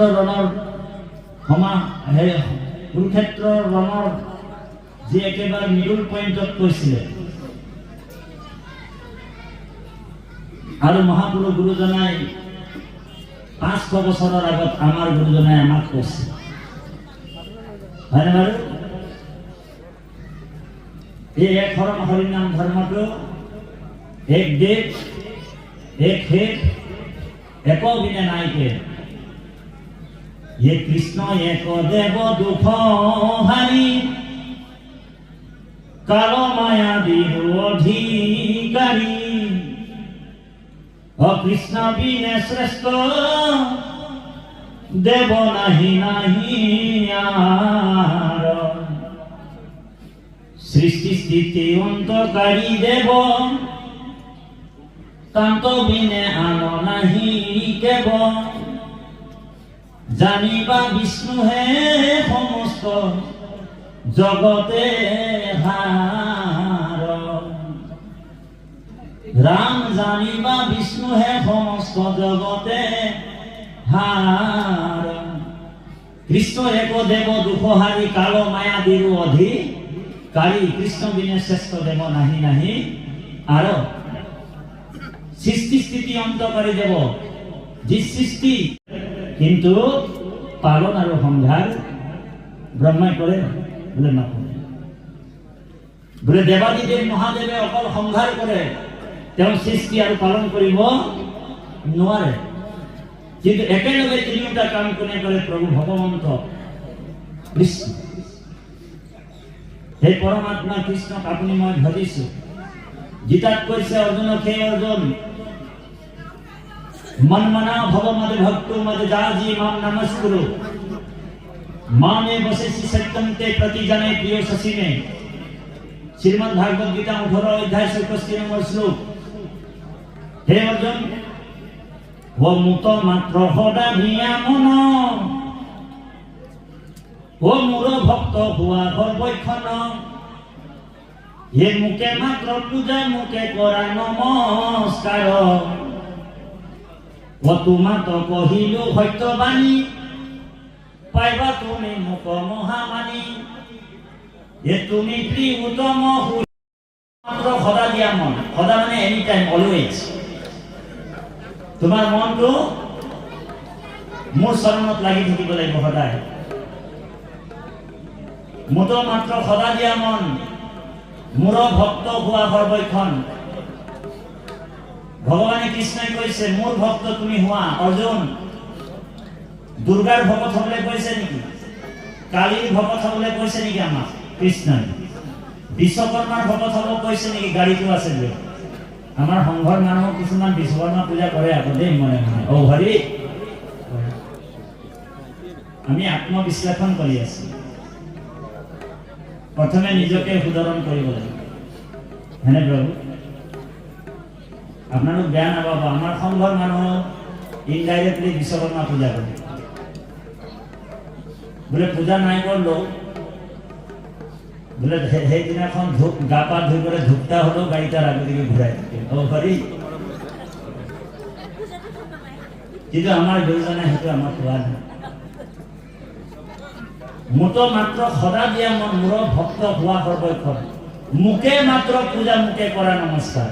তুমি মুখ পূজা কৰা, মুখ নমস্কাৰ কৰা।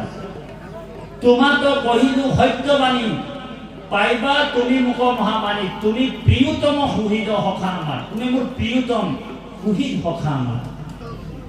সেইবুলি ভগৱানে অৰ্জুনক কৈছে। তেতিয়া অৰ্জুনে প্ৰশ্ন কৰিলে, প্ৰভু তুমি যে কৈ আছা তোমাকে পূজা কৰা, তুমি একমাত্ৰ দেৱতা, অন্য অন্য মানুহবিলাকে যে অন্য অন্য দেৱ দেৱী পূজা কৰি আছে, দুৰ্গা পূজা, কালী পূজা, বিশ্বকৰ্মা পূজা, সেই মানুহবিলাকে পাপ কৰিছে নেকি প্ৰভু? ডাইৰেক্ট প্ৰশ্ন।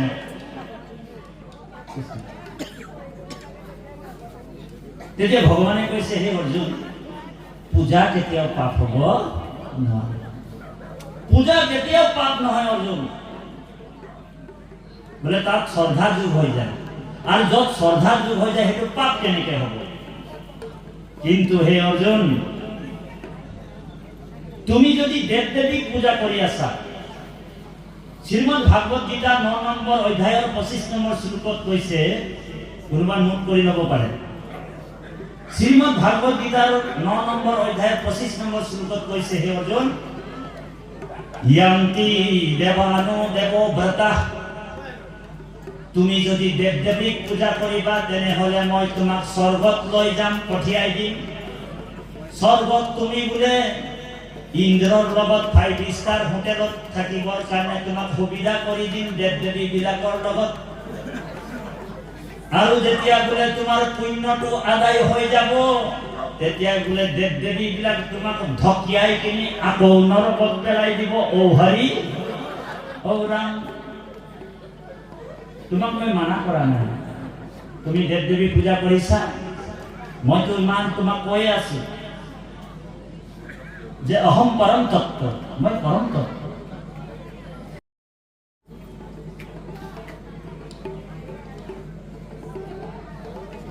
ভগৱান কৃষ্ণ বোলে অদ্ভুত, এ শুনি অৰ্জুন মুহুৰ স্বৰূপ জানিবা কপাৰে কোন। মই ব্ৰহ্ম মোৰ কৰ্ম নজানে পূজন, ব্ৰহ্মাহৰ মোহ যাই মুহুৰ মায়াত। বোলে ব্ৰহ্মা আৰু হৰ বোলে মোহ যায় মুহুৰ মায়াত। তো আপুনি মই কোন কোটা? ও হৰি, ব্ৰহ্মা আৰু হৰ বোলে ভগৱন্তৰ মায়াত মোহিত হৈ যায়। সেইকাৰণে অৰ্জুনক কৈছে, হে অৰ্জুন, নিৰ্ণয়টো তোমাৰ নিজৰ। ৰাস্তাটো ঢেৰ আছে, কৰ্ম মাৰ্গ আছে, জ্ঞান মাৰ্গ আছে। ভগৱানে কৈছে ভক্তি মাৰ্গ আছে। কৰ্ম মাৰ্গত যাবা তুমি, কৰ্মকাণ্ড যাগ যজ্ঞ পূজা পাতল, তোমাৰ ইচ্ছা তুমি যাই থাকা, ক'ত যাও। আজি জোনাই জিলালৈ আহিবলৈ হলে বাইপাছ ৰাস্তা আছে, টাউনীয়া ৰাস্তা আছে। তেওঁ নিৰ্ণয় নিজৰ। টাউনীয়া ৰাস্তাত গলে তেওঁ যাৰ যুগৰ সমস্যা হব, ভুগিব আৰু কষ্ট পাব। কাঁইটীয়া পথ। ভগৱানে ভক্তি মাৰ্গ দি দিব। নিৰ্ণয়টো তোমাৰ নিজৰ। মহাত্মা গান্ধীয়ে কৈছে যে জীৱনৰ আটাইতকৈ কঠিন কামটো কি? প্ৰশ্ন। জীৱনৰ আটাইতকৈ কঠিন কামটোৱে হৈছে নিৰ্ণয় কৰা। ও হৰি, আমি কোনটো ৰাস্তাৰে গলে, কোনটো পথেৰে গলে মানে আমি জীৱনটো ধন্য কৰিব পাৰো, কল্যাণ কৰিব পাৰো। এতস্মাদে ও পৰম কিঞ্চিন মনোশুদ্ধি বিৰত্তে। গতিকে অৰ্জুনক কৈছে, হে অৰ্জুন, য়ান্তি দেৱানো দেৱব্ৰতা, তুমি যদি দেৱতাক পূজা কৰিবা তেনেহলে তোমাক মই স্বৰ্গলৈ লৈ যাম।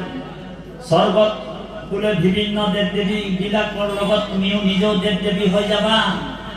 আৰু বোলে তাত বোলে 5 ষ্টাৰ হোটেলত থাকিবলৈ সুবিধা কৰি দিম। আৰু যেতিয়া তোমাৰ পুণ্যটো আদায় হৈ যাব, দেৱ দেৱী বিলাকে নৰকত পেলাই দিব তোমাক।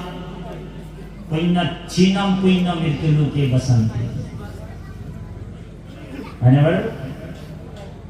তাৰপিছত কৈছে, হে অৰ্জুন, ভূতানি য়ান্তি ভূতেজ্জা, তুমি যদি ভূত প্ৰেতক পূজা কৰিবা। আজিকালি আমাৰ বাপজনে কৈ গ'ল যাদু টুনকা অন্ধবিশ্বাস। বিশ্বাস 3 প্ৰকাৰ, অকল বিশ্বাস, দৃঢ় বিশ্বাস, সুদৃঢ় বিশ্বাস। কিন্তু আৰু নতুনকৈ এটা বিশ্বাস আহি গ'ল বোলে অন্ধ বিশ্বাস। অলপ দিনৰ আগত আপোনালোক গহপুৰত গম পালে, গহপুৰ এখন গাঁৱত 2টা বগা ঘোঁৰা, গুৱাহাটীৰ মমিন নামৰ মুছলমান ভাইৰ এটা 2টা বগা ঘোঁৰা আহি গ'ল গাঁওখনত। আৰু যেতিয়া মমিন নামৰ বগা ঘোঁৰা 2টা মমিন ভাইৰ বোলে বগা ঘোঁৰা যেতিয়া গহপুৰৰ গাঁওখনত সোমাই গ'ল, গহপুৰৰ আইসকলে এই বগা ঘোঁৰা 2টাক চেলেং চাদৰ গামোচা পিন্ধাই, সেন্দুৰ লগাই লগাই, বাগৰি বাগৰি, আঁতৰি দিয়ক গাঁও আৰু কি ডাঙৰীয়া আহিছে। কি ৰকম মানুহ দেই, এনেকুৱা অন্ধবিশ্বাস। মমিনে কৈছে, বিচাৰি বিচাৰি ঘোঁৰাটো জেগালৈ পালেহি মমিন, বোলে আই সমস্ত আপোনালোকক হাত জোৰ কৰিছো, এইটো তোমালোকৰ কোনো ডাঙৰীয়া চাঙৰীয়া নহয়, এইটোতো মোৰ দুটা বগা ঘোঁৰা এৰ খাই গৈছিলে, আপোনালোক বোলে এনেই ডাঙৰীয়া চাঙৰীয়া। গতিকে এই অন্ধবিশ্বাসবিলাক দূৰ কৰিবলৈ হ'লে আমি কৃষ্ণ ভক্তি, ৰহস্য ভক্তি আমি ধৰিবই লাগিব। একো কৃষ্ণদেৱ অৰ্জুনক কৈছে, হে অৰ্জুন, ভূতানি নামটি ভূতেৰ যাও, তুমি যদি ভূত প্ৰেতক পূজা কৰিবা তেনেহলে তোক বোলে ভূত প্ৰেত বনাই দিম, আৰু তই যেতিয়া ভূত প্ৰেত হৈ যাবি তেতিয়া মই তোমাক নিৰ্দিষ্ট এটা জাগাত পঠিয়াই দিম। কি জাগা বাৰু? বোলে সেইটো মহাদেৱৰ জাগা, শিৱৰ জাগা। শিৱৰ যিমান অনুচৰ চব ভূত প্ৰেত, কাৰোবাৰ বোলে চকু দুটা ইয়াত আছে বুকুত, কাৰোবাৰ বোলে 5খন হাত ভৰি, শিৱৰ যিমান অনুচৰ চব ভূত প্ৰেত। তো ভগৱান কৈছে তোমাক মই ভূত প্ৰেত বনাই দিম, কাৰণ তুমি ভূত প্ৰেতক পূজা কৰিলা, শ্মশানক পূজা কৰিলা, বলি বিধান কৰিলা, তন্ত্ৰ মন্ত্ৰ বিশ্বাস কৰিলা, কিন্তু মোক ভক্তি নকৰিলা, তেনেহলে তুমি ভূত প্ৰেত হৈ থাকা। আৰু যেতিয়া তুমি ভূত প্ৰেত হৈ থাকিবা তেনেহলে মই তোমাক কৈলাশলৈ পঠিয়াই দিম, আৰু এই কৈলাশত তোমাৰ লিডাৰটো হ'ব দেৱাদিদেৱ মহাদেৱ, আৰু মহাদেৱৰ আগত তুমি যিমান ডান্স মাৰিব আছে মাৰি থাকা। ঔ হৰি ভূত প্ৰেত হৈ থাকা। তাৰপিছত ভগৱান কৈছে কৃষ্ণই, হে অৰ্জুন, পিত্ৰাণি অন্তি পিত্ৰে যা, তুমি যদি পিতৃপুৰুষক পূজা কৰিবা, ন পুৰুষ 7 পুৰুষ, আজিকালি কিছুমান মানুহে 9 পুৰুষ 7 পুৰুষ পূজা কৰে, আমাৰ পূৰ্বপুৰুষে এইটো কৰিছিলে, ময়ো কৰিব লাগিব। ভাগৱতত কৈছে যে কতু মন্দ মতি শাস্ত্ৰ নকৰে বিচাৰ, কৰে কুল ধৰ্ম পূৰ্বপুৰুষ আচাৰ। হয়নে বাৰু? 9 পুৰুষ 7 পুৰুষ পীৰৰ পূজা বুলি কয়, সেই পিতৃপুৰুষক পূজা কৰে, তৰ্পণ কৰে, শ্ৰাদ্ধ কৰে। তো ভগৱানে কৈছে পিত্ৰাণি অন্তি পিত্ৰে যা, তুমি যদি পিতৃপুৰুষক পূজা কৰিব, পিতৃলোকত তোমাক মই সেটিং কৰি দিম। কিন্তু হে অৰ্জুন, মদজাজিনো অপি মামো, তুমি যদি মোকে সেৱা কৰিবা, মোকে পূজা কৰিবা, তেনেহলে মোৰ পৰম ধামলৈ মই তোমাক লৈ যাম, যাক বৈকুণ্ঠ বুলি কৈছে, যত গলে পুনৰপি জনম পুনৰপি মৰণম পুনৰপি জঠৰি জননী শয়নম, আৰু আজা কৰিব নালাগে, মোৰ লগত বিলীন হৈ যাবি। হয়নে বাৰু? ভগৱানে অৰ্জুনে কৈছে বোলে তোমাৰ বৈকুণ্ঠ ক'ত আছে প্ৰভু? তেতিয়া আকৌ ভগৱানে কৈছে, হে অৰ্জুন, বোলে ন তদ্ৰ ভাস্ৰ ইয়তে সূৰ্য, তাত সূৰ্যৰ পোহৰ নাই, আন্ধাৰ নেকি প্ৰভু? বোলে নহয় নহয়, ৰ মই কৈছো শুনা, ন তদ্ৰ ভাস্ৰ ইয়তে সূৰ্য, ন শশাঙ্কো ন পাৱকো, যদ্গত্তা ন নিৰ্বন্তন্তে তত ধাম পৰমম মম। তাত চন্দ্ৰ সূৰ্যৰ কোনো জ্যোতি নাই, পাৱক মানে অগ্নিৰ পোহৰ নাই, যদ্গত্তা ন নিৰ্বন্তন্তে তত ধাম পৰমম মম, মোৰ জ্যোতিৰে জ্যোতিষ্মান হৈ আছে, কোটি সূৰ্যৰ সমান পোহৰ হৈ আছে, সেই মোৰ বৈকুণ্ঠ ধাম। আপোনালোকৰ কাৰণে স্পেচিয়েল বনাই থৈছে ভগৱন্ত। এই ব্ৰহ্মাণ্ডৰ, ভাগৱতত কৈছে, ব্ৰহ্মাণ্ডৰ বাজয়িতো কৃষ্ণৰ নগৰ, কদাচিত নহি নাখ জানা মুনিবৰ, প্ৰপঞ্চ ভিতৰে নহিখে হেন থান, ভক্তৰ নিমিত্তে কৃষ্ণ কৰিছা নিৰ্মাণ। আপোনালোকৰ কাৰণে স্পেচিয়েল ভগৱানে বৈকুণ্ঠ বনাই দিছে। তাত যাবলৈ হলে বোলে কি হ'ব লাগিব? বহুত শাস্ত্ৰ জানিব লাগিব নেকি? আমাৰ গুৰুজনাই কৈছে, নলাগে ভক্তিত দেৱ দ্বিজ ঋষি বিবেক, নলাগে ভক্তিত সমৃদ্ধ শাস্ত্ৰ জানিবেক, তপ জপ যজ্ঞ হবে বিড়ম্বন, কেৱলে ভক্তিত তুষ্ট সন্ত নাৰায়ণ। বোলে হনুমান বোলে কোনটো কলেজত গৈছিলে, কোন ক'ত ডিগ্ৰী লৈছিলে, ঔ হৰি জটায়ুতো পক্ষী আছিলে, ইতৰ প্ৰাণী। হয়নে বাৰু? ইতৰ প্ৰাণীয়ে ভকতৰ সং লৈ কিনি, সাধু সং লৈ কিনি ভগৱন্তক লাভ কৰিছে। সেইকাৰণে সাধু সংৰ মহিমা আছে। যিসকল চতুৰ হয়, ধ্যান দি বৰ গুৰুত্বপূৰ্ণ কথা, যিসকল ৰসত চতুৰ হয়, যিসকলে জানে যত্ন কৰি খেতি কৰি যথাযথ সাধুৰ সংগ ল'বলৈ যায়। সেইকাৰণে আমাৰ কাৰণে আপোনাৰ কাৰণে ভগৱন্ত বৈকুণ্ঠ বনাই ৰাখিছে। আজি আপুনি মই দ্বিতীয় বৈকুণ্ঠত বহি আছো ভকতৰ। ইয়াত লোভ মোহ কাম কৰো তৃষ্ণা এইবিলাক একো নাই। আপুনি এনেই 2 ঘণ্টা সময় এনেকৈ নীৰৱে বহি থাকিব পাৰিব নেকি ঘৰত? পাৰিব? নোৱাৰে। সেইকাৰণে উদ্ধৱে প্ৰশ্ন কৰিছে, প্ৰভু আমি বিষয়ী মানুহ কেনেকে ভকতি কৰিম? আমিতো বিষয়ী মানুহ প্ৰভু, আমাৰ দোকান বজাৰ ঘৰ মাটি বাৰী এইবিলাকতেতো আমি ব্যস্ত হৈ থাকো, আপোনাৰ ভকতি মই আমি কেনেকে কৰিম? তেতিয়া উদ্ধৱক কৈছে, উদ্ধৱ বিষয়ত থাকিয়া ভকতি হুৱে যাৰ, সাধু সংগ লয়া কৰে আমাক বিচাৰ, আন কৰ্ম এৰি ভকতিত তৎপৰ, জানিবা উদ্ধৱ সখী হেহিহে ঈশ্বৰ। সেইজন ঈশ্বৰ। সেইকাৰণে ভকতক পাই যিটো নকৰে হৰিক, সাক্ষাতে কৃষ্ণক পাই কৰিবে ক কি ক? ভকতক পাই কিনি যাৰ আনন্দ নাই, সাক্ষাৎ কৃষ্ণক পাই কিনি কি কৰিব? সেইকাৰণে যিসকল ভকত হয় ইন্দ্ৰ ব্ৰহ্মাৰ পদ নিবিচাৰে।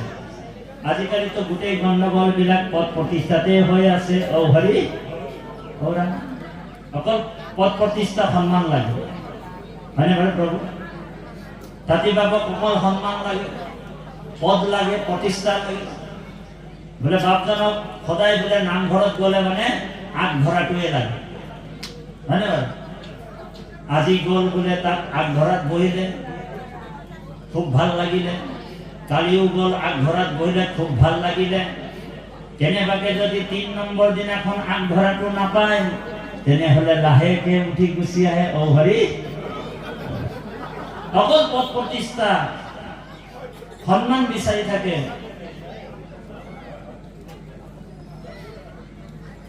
সংস্কৃত শ্লোকত কৈছে বোলে সন্মানম সুৰাপানম, সন্মানটো বোলে মদতকো নিচা বস্তু। ঔ হৰি সন্মানম সুৰাপানম, প্ৰতিষ্ঠা সুপুৰি বিস্তা। প্ৰতিষ্ঠাটো বোলে গাহৰি মলৰ লগত তুলনা কৰিছে। গৌৰৱম ঘুৰু ৰৌৰৱম, বোলে গৌৰৱটো ৰৌৰৱ নৰকৰ লগত তুলনা কৰিছে। তস্মাৎ প্ৰেয়ম তেজম, যত্ন কৰি জ্ঞানীসকলে ত্যাগ কৰিব লাগে। আৰু ভকতে কি বিচাৰিব লাগিব? সকলোৱে কব হে ৰাম নমাংগু হুক ভোগ, নলাগে মুকুতি তোমাৰ চৰণে মাংগু অমূল্য ভকতি। মুখে লোক নাম মোৰ কৰ্ণে তব কথা, হৃদয়ত পাদ পদ্ম থাকুক সৰ্বথা। সজ্জনৰ সংগ নুগুচুক সৰ্বক্ষণ, এতেকে প্ৰসাদ মাগো তোমাৰ চৰণে। জৈতে তৈতে গয়া জন্ম লভু আপোন কৰ্মৰ গতি, তৈতে তৈতে তোমাৰ চৰণে থাকুক দৃঢ় ভকতি। ভকতে সকল ভকতি বিচাৰিব লাগিব, সাধুৰ সংগ বিচাৰিব লাগিব। কৃপাৰ সাগৰ দৈৱকী নন্দন, পুৰিও মনৰ কাম, ভকতৰ সদানুগুচুক, মুখে তোৱা গুণ নাম। হে নাৰায়ণ, মোৰ মনটো যাতে তোমাৰ চৰণত বিক্ৰী হৈ থাকে। মহাভাৰতৰ হুকুনিয়ে এটা সাংঘাতিক প্ৰাৰ্থনা কৰিছে কৃষ্ণক। বৰ গুৰুত্বপূৰ্ণ কথা, ধ্যান দিওঁ। মহাভাৰতৰ হুকুনিয়ে কৃষ্ণক প্ৰাৰ্থনা কৰিছে। মহাভাৰতৰ হুকুনিক সকলোৱে বেয়া পায়। হুকুনিয়ে কৈছে বোলে কৃষ্ণ তদ্দিয় পদ পংকজ ৰান্তে, ঐজবয় বিশুদ্ধ মানস ৰাজহংস, প্ৰাণোপায়ানো সময় কফবাত পীত কণ্ঠাৰুধয় স্মৰণম কুতেষ্ট। হে নাৰায়ণ, আমাৰ গুৰুজনাই অনুবাদ কৰিছে, সকলোৱে গাব। হে কৃষ্ণ তজু পাদ পদ্ম, হে পঞ্জৰ ভিতৰে ও মোৰ মন, হে ৰাজহংস পক্ষী থাকুক প্ৰভু সৰ্বথা, প্ৰাণ পয়ানৰ সময়ত কফবাত পিত আদি যত, কণ্ঠা নিৰোধনে তোমাৰ স্মৰণীয় কথা। মহাভাৰতৰ শুকুনিয়ে কৈছে, হে প্ৰভু, হে নাৰায়ণ, হে কৃষ্ণ তদুপাদ পদ্মে পঞ্জৰ ভিতৰে মোৰ মন, এই মোৰ মনটোৱে গোটেই গণ্ডগোল কৰি আছে প্ৰভু। ই ৰাজহাঁহৰ নিচিনা যেনি তেনি উৰিব বিচাৰে প্ৰভু। এটা কাম কৰক প্ৰভু, তোমাৰ পাদ পদ্ম পঞ্জৰৰ ভিতৰত বন্দী কৰি লওঁ। কৃষ্ণই কৈছে, কিয় বন্দী কৰি ল'ম? বোলে হে নাৰায়ণ, মোৰ যেতিয়া অন্তিম সময় হ'ব, লাষ্ট মুমেণ্ট, মই যেতিয়া বুঢ়া হ'ম, হয়নে বাৰু, তেতিয়া তিনিটা জমদূত মোক ধৰি ল'ব, কফ বাত পিত। তিনিটা একলগ হৈ গ'লে বিবেক শূন্য হৈ যাব, স্মৰণ শক্তি নাথাকিব। তেতিয়া মোৰ তোমাৰ নামটো স্মৰণ নহ'ব প্ৰভু। গতিকে আগতীয়াকৈ তোমাৰ চৰণত মনটো মই বিক্ৰী কৰিছোঁ। এই মোৰ মনটো তোমাৰ পাদ পদ্ম পঞ্জৰাৰ ভিতৰত বন্দী কৰি লওক। গতিকে যিসকল ব্যক্তিয়ে কায় বাক্য মানে শুদ্ধভাৱে যদি শৰণ লয়, অন্তিম সময়ত কেনেবাকৈ যদি ৰাম নাম কৃষ্ণ নাম তেওঁৰ মুখত নাহে, এনেতো ঘোষাত কৈছে কৃষ্ণ কৃষ্ণ বুলি অন্তকালে নিজ প্ৰাণত তেজই, আদ্যৰ শবদে মুকুতি তাংক দিবই বুলি কৈছে। প্ৰথম কৃষ্ণতে তেওঁক মুকুতি দিম বুলি কৈছে ভগৱানে, আৰু দুবাৰ যে বেছিকৈ কৃষ্ণ কৈ দিলে জীৱাত্মাটো। ভগৱান কৃষ্ণ কোৱাৰ লগে লগে মুক্তি পাই গ'ল, ভগৱানৰ জুলুঙা খালী। জীৱটোৰ ওচৰত ভগৱান কৈছে, মইতো ধাৰুৱা হৈ গ'লো, মোৰ দিব পৰা বস্তু আৰু একোৱেই নাই, হয়নে বাৰু? কিন্তু আপোনাৰ মোৰ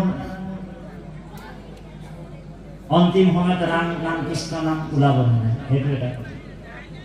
আজিৰ দৰে যদি আমি সাধুৰ সং নলওঁ, ভকতৰ সং নলওঁ, ৰামকৃষ্ণ নাম যদি অভ্যাস নকৰোঁ, ৰিহাৰ্চল নকৰোঁ, বাংলা ভাষাত কৈছে, এ যখন গলা গড়গড়াবে, যখন গলা গড়গড়াবে, নাম নিতে কি সময় পাবেন। যেতিয়া গলাটো ঘৰ ঘৰ ঘৰ ঘৰ কৰবি, তেতিয়া কি ৰাম নাম কৃষ্ণ নাম লব পাৰিব নি? যখন গলা গড়গড়াবে, নাম নিতে কি সময় পাবেন। হরির নাম ভজবি কবে, ভাবছ নেকি এমনে যাবেন। হরিনাম কেতিয়া ভজিম, জীৱনটো এনেই পাৰ হৈ গৈছে, হয়নে বাৰু? গতিকে কৃপালু বাপ ভাই সমস্ত সময়ৰ প্ৰতি লক্ষ্য ৰাখি, সময় হৈছে পাখি লগা কাঁড়ৰ নিচিনা, গৈ আছে গৈ থাকিব। গাড়ীৰ পিছফালে লিখা থাকে আকৌ আহিম, আপোনালোকৰ মাজত আকৌ আহিম, কিন্তু কাহিনী এটা কৈ যাব লাগিব। ভকতৰ সং, সাধুৰ সং আৰু ভাগৱত অনিচ্ছাকৃত ভাৱ যদি ভকতৰ সং একক্ষণ মানে পাই যায়, তেনেহ'লে সেই জীৱটোৰ কেনেকৈ কল্যাণ হয়, ইয়াৰ ওপৰত আমি এটা কাহিনী কওঁ। অকণ উত্তপ্ত পানী অকণমান লাগিছে, বেছি ঠাণ্ডা।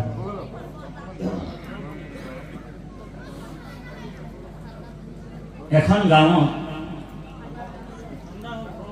40 ঘৰ সংগী আছিল, ভকত সমাজ আছিল। তাৰে এঘৰ সংগী মানে নামঘৰলৈ নাহে। গাঁওখনত নামঘৰ আছিল, এঘৰ সংগী নামঘৰ বেয়া পায়, নাম বেয়া পায়, ভকতক দেখিলে উপলম্ভা কৰে। আপোনালোককো কেতিয়াবা উপলম্ভা কৰে ভকতে, চাবচোন।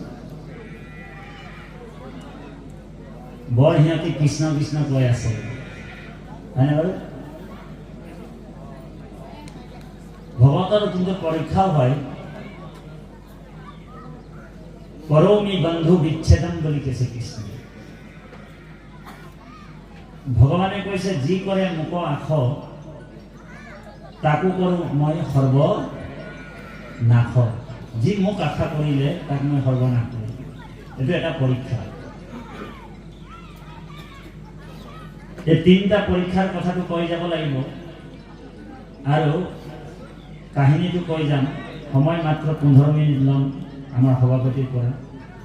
সভাপতি আৰু বক্তৃতা দিবলৈ বহুত গুণী জ্ঞানী ব্যক্তিসকল অপেক্ষা কৰি আছে। সেইসকলকো সুবিধা দিব লাগিব আৰু আমিও 6 ঘণ্টা না 7 ঘণ্টা বাট যাব লাগিব। কাইলৈ আকৌ নগাঁও কামপুৰত আছে। গতিকে কাহিনীটো কোৱাৰ পিছতে আমি আপোনালোকৰ পৰা বিদায় লওঁ। ভগৱানৰ ভকতি কৰিলে, কৃষ্ণক ভজিলে মানে 10ম স্কন্ধত কৈছে যে মই ভকতৰ 3টা পৰীক্ষা লম।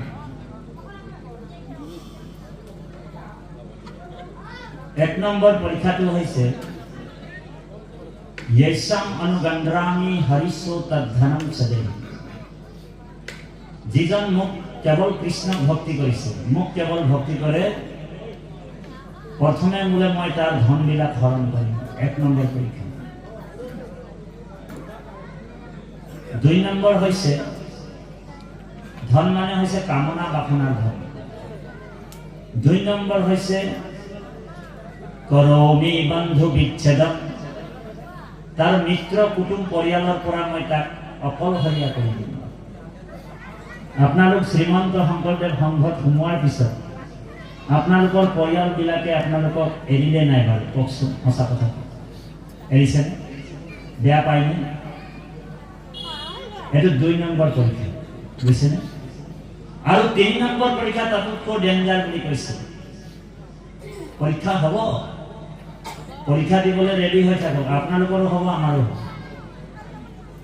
দ্বিতীয় পৰীক্ষাটো কৈছে, এই তৃতীয় পৰীক্ষাটো কৈছে সৰ্বম ক্লেশাদি জীৱনম। মই তাক দুখৰ ওপৰত দুৰ্গতি দিম। কেতিয়াবা মই তাৰ হাতটো ভাঙি দিম। ঔ হৰি। কেতিয়াবা বোলে 2জন ল'ৰা থাকিলে এজন ল'ৰাক বোলে উঠাই লৈ যাম। কেতিয়াবা বোলে আইগৰাকীক উঠাই লৈ যাম, কেতিয়াবা বাপজনকো লৈ যাম। এনেকুৱা পৰীক্ষা যেতিয়া হ'ব, তেতিয়া নতুনকৈ যদি কেনেবাকৈ সংঘত সোমাবলৈ আহে আৰু এনেকুৱা যদি পৰীক্ষা 3টা যদি লয় ভগৱান, হয়নে? প্ৰথমে খোজটো দিছিলে সংঘত সোমাবৰ কাৰণে। 3টা যেতিয়া পৰীক্ষা লৈ ল'লে ভগৱান কৈছে, এই মানুহজনে কৈছে বোলে তোদের সংঘয়ও থাকবার নাইকে আর কৃষ্ণ ভক্তিও করবার নাইকে, হয়নে? সর্বম ত্যক্তম হরিম ভজম। গোটেই সংসাৰ এৰাই গ'লেও যি সুদৃঢ় বিশ্বাসে ভগৱান কৃষ্ণৰ ভক্তি যদি কৰি থাকে, সেইজন ভকতক ব্ৰহ্মাই আহি কিনি তাৰ চৰণ সেৱা কৰে বুলি কৈছে। ঔ হৰি। সেইজন ভকতক ব্ৰহ্মাই আহি কিনি সেৱা কৰিব বুলি কৈছে। ভাগৱতত আছে 10ম স্কন্ধ। শ্ৰীকৃষ্ণ বদতি শুনা যুধিষ্ঠিৰ শুনা যিটো জনে কৰে আমাৰ ভকতি। ধন থাকে মানে তাৰ হৰৈ সৰ্বক্ষণ, নির্ধন দেখিলে তাকে তেজই বন্ধুজন, ধন নাথে তার ভৈলা মহা অহোক, বান্ধবে তেজিলে ভৈলা আর দুঃখ, বন্ধু সেনে ধন কোনো আজীবাক যায়, তাক মই নাশ কৰো পৰম কৃপাই। গতিকে এনেকুৱা অনুকূল প্ৰতিকূল অৱস্থাটো যোনে ধৰ্ম ত্যাগ নকৰে, যেনেকে দ্ৰুপদীৰ 5টা সন্তানক অস্বস্থময় কাটি পেলালে। এতিয়া আপুনি মই কৈছো, আপুনিও কৈছে মই ধৰ্ম কৰিছো, আমাৰ পেগু বাপু কৈছে যে মই ধৰ্ম কৰিছো, আমি কৈছো মই ধৰ্ম কৰিছো। আমি নিজকে নিজে ধৰ্মৱান ব্যক্তি বুলি ভাবিছো, কিন্তু ধৰ্মৰ পৰীক্ষা যেতিয়া হৈ যাব তেতিয়াই আচল दूध के दूध और पानी का पानी हो जाए। धर्म जेतिया परीक्षा आहिब द्रौपदी पांचटा सन्तानक काटि पेलाले अशस्तमाई तेতিয়াও द्रौपदीয়ে धर्म त्याग কৰা নাছিল। অশস্তমাৰ চৰণ চুই কিনি সেৱা কৰিছে দ্ৰৌপদী। আপুনি মই পাৰিম নেকি? পাঁচটা সন্তান কাটি দিয়াৰ পিছত মূৰটো কাটি লৈ যোৱাৰ পিছত সেই মানুহজনক আপুনি মই সেৱা কৰিম, কিন্তু দ্ৰৌপদীয়ে কৈছে, দ্ৰৌপদীয়ে কান্দিছে যে মোৰ পাঁচটা সন্তানৰ বিয়োগত মোৰ যিটো বেদনা, যি মোৰ দুখ,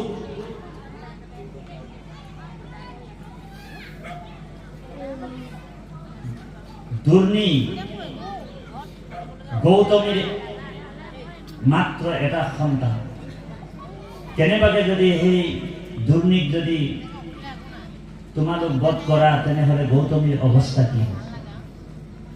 সেইকাৰণে ধর্ম 10টা লক্ষণ আছে। ধৃতি, ক্ষমা, দপ, অস্তায়ম, শৌচামি, ইন্দ্রিয় নিগ্রহ, ধী, বিদ্যা, সত্যম, অক্রোধ। ধর্ম 10ম লক্ষণ। ধর্ম 10টা লক্ষণ। ধৃতি মানে ধৈর্য, যার ধৈর্য সেইজনে ধর্ম কৰিব। কিন্তু আমাৰ নামঘৰ বিলাকত চাব, কোনোবা ভকতক যদি টান কথা এটা কৈ দিয়া হয়, পিছদিনা তেওঁ আৰু নামঘৰলৈ নাহে। ও হৰি, সেইটোৱে ধৰ্ম। গতিকে ধৰ্ম, প্ৰথম ধৰ্ম সভাখন এই পৃথিৱীত ক'ত বহিছিলে জানেনে? প্ৰথম ধৰ্ম সভাখন বদৰিকা আশ্ৰমত বহিছিলে, আৰু সেই সভাখনৰ সভাপতি কৰিছিলে কোন জানেনে? নাৰদ। গতিকে আজি এই আমাৰ শ্ৰীমন্ত শংকৰদেৱ সংঘৰ এই মহান পবিত্ৰ ধৰ্মৰ সভাখনত আমাক দুই এষাৰ ক'বলৈ আপোনালোকৰ মহামহন্তই কৃপা কৰিলে। কথাৰ টুকুৰা ঢেৰ আছিল, কিন্তু সময়ৰ প্ৰতি লক্ষ্য ৰাখি কাহিনীও ক'বলৈ আছিলোঁ, কিন্তু কাহিনীটো ক'বলৈ সময় নহ'ব। গাড়ীৰ পিছফালে লিখা থাকে আকৌ আহিম। আমি আচলতে ভাগৱতৰ বক্তাহে, সেইকাৰণে গোটেই কথাবিলাক ভাগৱতৰ লগত, গীতাৰ লগত সম্পৰ্ক ৰাখি কথাবিলাক ক'লোঁ আপোনালোকক। আগতে কৈছিলোঁ যে আমাৰ ইমান কৌশল নাই নিৰ্দিষ্ট বক্তাৰ। যিখিনি কথা ক'লোঁ সেইখিনি কথা ক'বলৈ যাওঁতে আমাৰ শব্দ ব্ৰহ্মৰ যোগেদি হতহস্য অপৰাধ হৈছে। সমস্ত প্ৰাণ মণিখনৰ হেতু আপোনাসৱৰ ভাই ভাতৃ পিতা পুত্ৰ সম্বন্ধ ৰাখি আমাক ক্ষমা কৰিলে আপোনাসৱ মহামহন্তই প্ৰভু ভগৱন্তই ক্ষমা কৰিব। এই অৰ্থে আপোনাসৱৰ চৰণত এফাকি অমৃত বাণীৰে জনোৱা হৈছে। হে ৰাম অগ্ৰতে ক্ষমিও দুখ, জগত নিবাস, হেন কৃপা কৰি উক ভুলন্ত দাস। গর্ভতে থাকুন্ত উদরত ঘালে পাবে, তার অপরাধ নধরে যেন মানে। তোমার কুখিত আসু সরাসর যত, আমি দুঃখিত কখনি ভোক দামোদর। আমি দুঃখিত কখনি ভোক দামোদর। ঝুমৰটো গাবলৈ সময় নহ'ব, অকণমান আমি গাই দিছোঁ, সকলোৱে তাৰ পৰাই হাঁচাপৰি বজাব। যদি সভাখন ভাঙি গ'লহেঁতেন তেতিয়া আমি ইয়াতে নাচিলোহেঁতেন, কিন্তু সেই সুবিধাটো কেতিয়াবা কৃষ্ণ কৃপাত মিলাব। সকলোৱে হাত চাপৰি বজাব। আমি ঝুমৰটো গাই দিছোঁ, সকলোৱে হাত চাপৰি বজাব। কৃষ্ণ সকলোৱে গাব। হরি হরি আমরা অহংকারে মরি গো। সকলে গাও দে। হরি হরি আমরা অহংকারে মরি গো। হরি হরি আমরা অহংকারে মরি। অপরাধ বিনাশন তদু নাম অপরাধ বিনাশন তজু নাম নারায়ণ জানি নামে পখিলু ভৰণে সকলোৱে গাওক জানি নামে পখিলু ভৰণে আনগতি নাহিছে মননে হৰি হৰি আমৰা অহংকাৰে মৰি গো হৰি হৰি সকলোৱে গাওক হে হৰি হৰি আমৰা অহংকাৰে মৰি গো হৰি হৰি অপৰাধ বিনাশন তজু নামে নাৰায়ণ জানি নামে পখিলু ভৰণে আনগতি নাহিকে মরণে হরি হরি আমরা অহংকারে মরি গো হরি হরি অপরাধ ক্ষমা করি তুমি দয়াশীল হরি মুখ রক্ষা করি ওচৰণে আনগতি নাহিকে মরণে হরি হরি আমরা অহংকারে মরি গো সকলে হে রাম হরি হরি আমরা সকলে গাও অপরাধ বিনাশন হে তজু নাম নারায়ণ জানি নামে পখিলু ভৰণে হে আনগতি নাহিছে মৰণে হৰি হৰি আমৰা অহংকাৰে মৰি গো হৰি হৰি কীৰ্তনতে শংকৰ দেৱ হে ৰাম ধুখাতে মাধৱ দেৱ কীৰ্তনতে শংকৰ দেৱ হে ধুখাতে মাধৱ দেৱ তারাই ভুলে এক হেব তারাই ভুলে এক দেব খাইরে ধনী এক বিনে নাহি দেব হরি হরি আমরা অহংকারে মরি গো হরি হরি কীর্তনতে শংকৰ দেৱ ও ভুখাতে মাধৱ দেৱ তারাই ভুলে এক দেব তারাই ভুলে এক হেব ভাইরে ধনী এক বিনে নাহি দেব নানা জাতি উপজাতি নানা জাতি উপজাতি মিলি আমরা মহান জাতি নানা জাতি উপজাতি হে হে মিলি আমরা মহান জাতি গুরু ধর্ম গ্রহণ করি খাইরে ধনী আমরা হলি আসামিয়া জাতি রাম গুরু ধর্ম গ্রহণ করি খাইরে ধনী